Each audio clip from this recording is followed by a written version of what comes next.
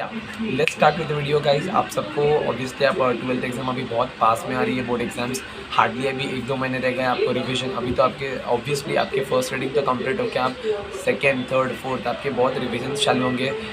ऐसे ही पावर बनाए रखना और पढ़ते रहना। और अभी एग्जाम्स होंगे कॉलेजेस में, प्रोजेक्ट सबमिट करना होगा, बहुत स्ट्रेस्ड आउट माहौल होगा। पर अभी ये वीडियो का बेसिकली आज का हमारा टॉपिक है इंपॉर्टेंट चैप्टर कौन से सर इकोनॉमिक्स में।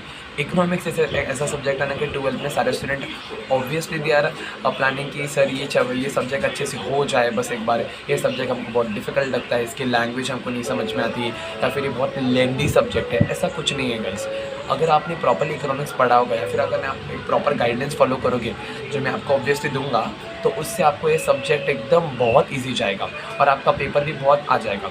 और 90 तो गारंटेड है भाई। अगर आप ये प्रॉपरली फॉलो करते हो तो आपको 90 तो एकदम शॉर्ट आ सकते हैं। ठीक है, चलो हम लोग आगे चलते हैं। अभी सबसे पहले हमारे वीडियो का टॉपिक आज का ये है कि हाउ टू स्टडी इकोनॉमिक्स और इंपॉर्टेंट चैप्टर कैसे है और ये सब्जेक्ट के इंपॉर्टेंट चैप्टर क्या है। अभी ये लेक्चर में मैं सिर्फ बताने वाला हूँ कि इंपॉर्टेंट चैप्टर कौन से हैं। अब हार्डली 2-3 डेज़ में मैं बेसिकली एक डेली बेसिस पे वीडियो लेक्चर्स डालूंगा, जिससे हम इकोनॉमिक्स क्या कर लेंगे कि रिविजन मोड पे करेंगे, क्लियर है। और उसके बाद इंपॉर्टेंट क्वेश्चंस क्या इकोनॉमिक्स के ये करेंगे। ठीक है, अभी हाउ टू स्टडी इकोनॉमिक्स। अभी कैसे हो जाता है ना कि इकोनॉमिक्स एंड इकोनॉमिक्स एक ऐसा सब्जेक्ट है ना जिसके साथ आपको डेली थोड़ा ना थोड़ा तो आवर इसको देना ही पड़ेगा।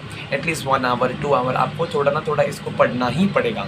अदरवाइज यू विल बी ना पोजीशन दैट हम इसको भूलना शुरू ज़्यादा जल्दी करते हैं। अप्रॉक्सीमेटली हम लोग कोई एक सब्जेक्ट पढ़ लेते हैं, फिर उसके बाद हम लोग कोई दूसरा सब्जेक्ट उठाते हैं, तो पहले सब्जेक्ट वाला हम लोग थोड़ा क्या है भूलना शुरू होते हैं। एक मेमोरी टेक्निक में बताऊंगा आपको कि मेमोरी टेक्निक मतलब क्या होता है। समझो, अगर आप एक सब्जेक्ट पढ़ लेते हो तो उसके बाद उसको रिवाइज़ कर लेना फटाक से 1 हफ्ता ख़त्म होने से पहले। समझो मैं मंडे को कोई सब्जेक्ट पढ़ लेता हूँ तो मेरे को थर्सडे तक या फिर सैटरडे तक तो एक बार उस जो चैप्टर को मैंने पढ़ा है उसको एक बार रिवाइज़ कर लेना है। फिर बाद में ये हमारा एक रिवीजन तो उस वक्त हो ही जाना चाहिए, वरना क्या होता है ना हमने जो पढ़ के रखा था वो हम लोग ना दिमाग से हमारे ना वाइप आउट होना शुरू हो जाता है। सो उसके पहले ही हमको एक रिवीजन कर लेंगे ना तो हमारी मेमोरी में थोड़ा मतलब बोलते हैं ना कि फिट होना शुरू होता है वो कंसेप्ट। क्लियर है क्या।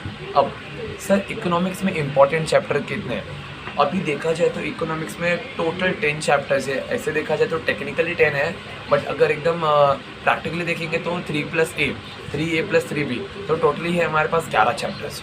उसमें से मैं आपको बताऊंगा 6 चैप्टर्स ऐसे हैं ना जो अटमोस्ट लेवल के इंपॉर्टेंस और पूरे पेपर में इनका ही वेटेज ज़्यादा होता है, तो उनको आपको अच्छे से करना है। जैसे पहला वाला ही चैप्टर हो गया, पहले वाले चैप्टर में गिन चिन के बच्चा कुछ क्वेश्चन है, features of micro, features of macro, फिर इन दोनों के सब्जेक्ट मैटर्स और उनके इंपॉर्टेंस। तो पहला चैप्टर आपको अच्छे से करना है, एकदम अच्छे से पहला चैप्टर करना है। ठीक है, इसके फीचर्स सारे पॉइंट्स करो, कट शॉर्ट करके कंटेंट। अब मेरे रिविजन लेक्चर्स जो मैं डालने वाला हूँ उसके अगर आप सीरीज बैठ लोगे, अगर एक बार आप लेक्चर्स देख लोगे तो आपको you just sitting in the lectures, you just hearing the lectures, you will be in a definitely better position to attempt the June 20 ये जो अभी आपका 2023 वाला अटेम्प्ट होगा ना उसमें आप अच्छे से कर पाओगे आपके बोर्ड एग्जाम में।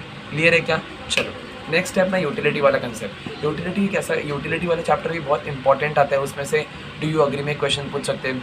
अभी लास्ट पिछले का टाइम में पूछ लिया था लॉ ऑफ डीएमयू पूछ लिया था 8 मार्क में। तो हम ये चैप्टर के साथ ऑब्वियसली चैप्टर का वेटेज भी बहुत ज़्यादा है, तो आपको जैसे चैप्टर नंबर 1 है, चैप्टर नंबर 2, ऐसे टोटल चैप्टर नंबर 5 चैप्टर है ना, टोटली 5 चैप्टर्स तक, फॉर्म्स ऑफ मार्केट तक आपको अच्छे से कर लेना है गाइस। 1, 2, 3, 4 और 5 ये चैप्टर्स बहुत ज़्यादा इंपॉर्टेंट है, इनमें से बहुत ज़्यादा पेपर आ जाता है। क्लियर है, आपको इसमें से कुछ छोड़ना नहीं है। अगर कुछ कंसेप्ट नहीं भी आ रहा होगा तो आप क्या कर लो, यूट्यूब से हेल्प ले लो। मेरे चैनल पे आप वीडियो आपको मिल ही जाएंगे। अब डेली बेसिस पे मैं वीडियो डालने की कोशिश करूँगा जिससे आप क्या रिविजन कर लोगे और आपको कंसेप्ट कोई नहीं आ रहा तो आप डाउट क्लियर कर लो। टाइम वेस्ट मत करो guys, this is the time to revise. अभी आप जो कंसेप्ट नहीं आ रहे उसको अच्छे से कर लो और रिविजन के पीछे एकदम अच्छे से आप लग जाओ। तो हम जैसे यूटिलिटी वाला कंसेप्ट है, relationship between TU and MU, relationship between TU and MU, relationship between TU and MU, relationship between TU MU हो गया। फिर उसके बाद हमने देखा लॉ ऑफ डीएमयू, अजम्पशंस उसके, ये सब क्वेश्चंस भी बहुत इंपॉर्टेंट है। तो वो होने के बाद आप फिर एक बहुत इंपॉर्टेंट टॉपिक है जो सब बच्चों को ऐसा लगता है सर ये टॉपिक ही क्यों है, हमको कुछ समझ में ही नहीं आता, इलास्टिसिटी ऑफ डिमांड। अच्छा, इलास्टिसिटी ऑफ डिमांड है ना, उसमें से आपको छोड़ना नहीं, क्योंकि इलास्टिसिटी ऑफ डिमांड भी बहुत इंपॉर्टेंस रखता है आपके सिलेबस में। और ये जो टॉपिक है इसमें से कंफर्म एक क्वेश्चन तो आने ही वाला है। ठीक है, जैसे types of price elasticity of demand हो गया, इनकम इलास्टिसिटी ऑफ डिमांड हो गया, क्रॉस इलास्टिसिटी ऑफ डिमांड हो गया। तो ये सारे क्वेश्चन हैं जो आपको एक बार कर लेने चाहिए। फिर हमने देखा लॉ ऑफ डिमांड, तो ऑब्वियसली ये तो बोर्ड का फेवरेट क्वेश्चन है ये, और factors affecting elasticity of demand, ये बहुत फेवरेट क्वेश्चन है, तो आपको इसको भी छोड़ना नहीं है। तो बेसिकली सम अप करो तो मैं बोलूँगा चैप्टर नंबर 1 से लेके चैप्टर नंबर 5 तक आपको अच्छे से कर ही लेना है, ठीक है। 90 आपका गारंटेड हो जाएगा, 90% लाने हैं, तो आपको एक टॉपिक छोड़ना नहीं है। मतलब अगर मैं कुछ चैप्टर जो आप टोटली मतलब उनका ऑब्जेक्टिव्स जो जितना बोलूँगा उतना करना है, बाकी का आप उसमें से थोड़ा चीज़ें छोड़ सकते हो। देखो अभी टाइम बहुत कम रह गया, तो आपको एक स्ट्रैटेजी बना के पढ़नी पड़ेगी। सबसे पहले स्ट्रैटेजी क्या करो कि एक हफ्ते में कम से कम क्या करो, ट्राई करो कि हमसे 4 चैप्टर तो निपटाओ एक सब्जेक्ट के।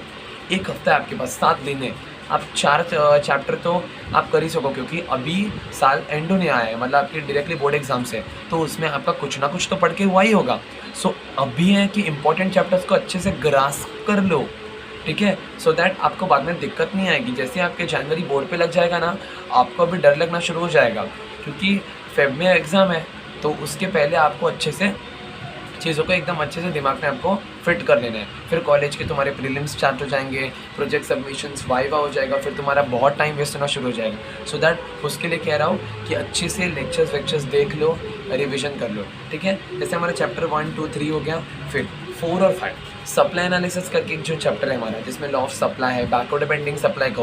अब जो लॉ ऑफ सप्लाई है ना, वो कभी हमेशा टाइम में पूछते हैं, बट बच्चों को समझ में सर लॉ ऑफ सप्लाई कहाँ पूछते हैं, बच्चा लॉ ऑफ सप्लाई को टुकड़ों में पूछते हैं। डू यू अग्री में कंफर्म आप कोई भी पेपर उठा के पिछले साल का देख लेना, उसमें एक ना एक तो होगा। जैसे कि exceptional supply curve is backward bending है, फिर labour supply curve is a backward bending curve, there are no exception to the law of supply. तो ये अग्री डिसअग्री में 4 मार्क का कंफर्म उसमें से आने वाला है। फिर इंपॉर्टेंट डिस्टिंग्विश बिटवीन उसमें भी स्टॉक और सप्लाई, ये स्टॉक और सप्लाई के ऊपर पूछ सकते हैं। सो ये सारे एरियाज है जो आपको अच्छे से करना है। तो अगर आपको एक स्ट्रैटेजी बताओ तो 1 to 5 चैप्टर्स आप इंपॉर्टेंट चैप्टर 1, 2, 3, 4 और 5 वेरी इंपॉर्टेंट चैप्टर्स है जिनको आपको अच्छे से कर लेना है। फिर नेक्स्ट आते हैं मैक्रो में आएंगे। फिर एक पता है आपको एक चैप्टर है जो इंडेक्स नंबर है, इसको आप लास्ट में भी कर लोगे ना बच्चा, तो भी आपका लास्ट में इन सेंस सब होने के बाद ये सब आपके चैप्टर हो जाएंगे, उसके बाद आप कर लोगे तो भी इट्स ओके। पब्लिक फाइनेंस जैसा चैप्टर और उसके ऊपर नेशनल इनकम चैप्टर, ये 2 चैप्टर बहुत ज़्यादा वेटेज रखते हैं मैक्रो की साइड से। हाँ 1 to 5 जो हमने किया वो माइक्रो है, और मैक्रो है पब्लिक फाइनेंस और नेशनल इनकम, और भी चैप्टर है पर ये ज़्यादा इंपॉर्टेंट चैप्टर है, तो इनको ज़्यादा पूरा आपको फोकस देना पड़ेगा। क्लियर है क्या? तो मेरे पर्पस से रिकॉर्ड करने का वीडियो में यही था कि आपको इंपॉर्टेंट चैप्टर बना दूं, और कैसे पढ़ते हो मैंने बताया कि आपको डेली थोड़ा टाइम तो इस सब्जेक्ट को देना ही पड़ेगा if you wanted to score 90, या फिर आपको इसमें एक बोलते हैं कि 60-75 प्लस तो लाना ही है, तो आपको डेली 1 आवर 1 to 2 आवर थोड़ा देना पड़ेगा गाइस। अभी ही टाइम है, you can start working from now also, फिर भी आपका अच्छे से हो ही जाएगा। थोड़ा तो गाइस तुमने थोड़ा तो एटलीस्ट पढ़ाई होगा, तो अभी पढ़ोगे तो वो ऐड ऑन हो जाएगा, ठीक है क्या? तो नेशनल इनकम जैसा चैप्टर, पब्लिक फाइनेंस जैसे चैप्टर और 1 to 5 चैप्टर, ये चैप्टर बहुत ज़्यादा वेटेज रखते हैं आपके इकोनॉमिक्स के 12th स्टैंडर्ड बोर्ड एग्जामिनेशन में, सो आप इसको अच्छे से पढ़िए। क्लियर है?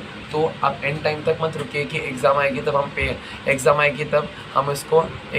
हम लोग करेंगे। सो दैट हम क्या करेंगे, अभी से इसकी प्रिपरेशन चालू कर देंगे, और आप मेरी रिवीजन लेक्चर्स जो अभी मैं पुट ऑन करने वाला हूँ in the playlist, so you can always have the access to it and start studying guys, if not now then when, ठीक है? All the best for your exams, bye.